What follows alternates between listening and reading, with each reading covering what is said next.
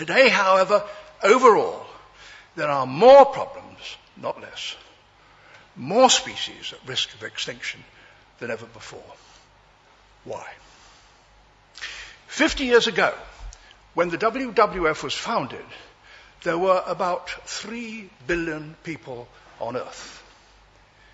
Now there are almost 7 billion, over twice as many, and every one of them needing space. Space for their homes, space to grow their food, or get others to grow it for them, space to build schools and roads and airfields. Where could that come from? A little might be taken from land occupied by other people, but most of it could only come from the land which, for millions of years, animals and plants had to themselves, the natural world.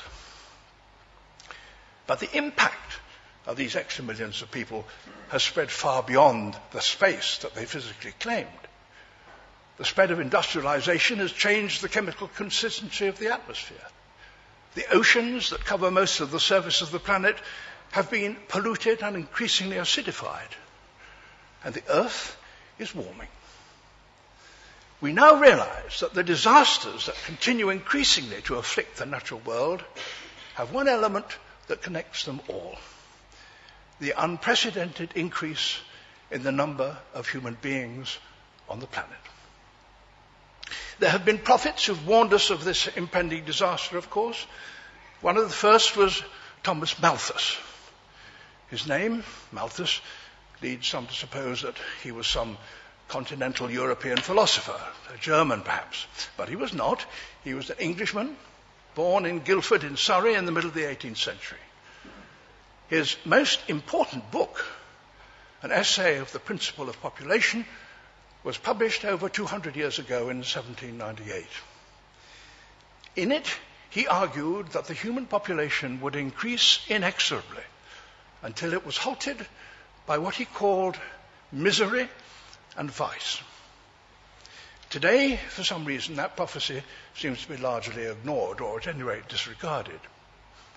It's true that he did not foresee the so-called Green Revolution, which greatly increased the amount of food that can be produced in any given area of arable land.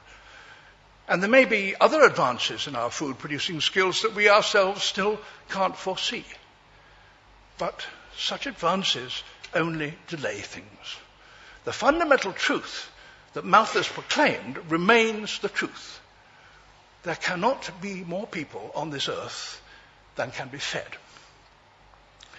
Many people would like to deny that this is so. They would like to believe in that oxymoron, sustainable growth. Kenneth Boulding, President Kennedy's environmental advisor 45 years ago, said something about this. Anyone who believes in indefinite growth in anything physical on a physically finite planet, he said, is either mad or an economist. The population of the world is now growing by nearly 80 million a year, 1.5 million a week, 250,000 a day, 10,000 an hour, growing. In this country, it's projected to grow by 10 million in the next 22 years.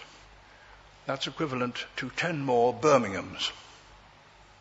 All these people in this country and worldwide, rich or poor, need and deserve food, water, energy, and space. Will they be able to get it? I don't know. I hope so.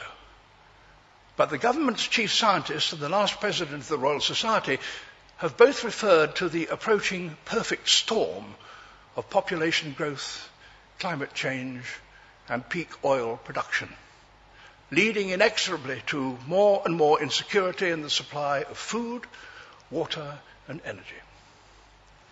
Consider food.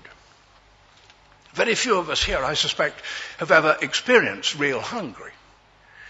For animals, of course, it's a regular feature of their lives.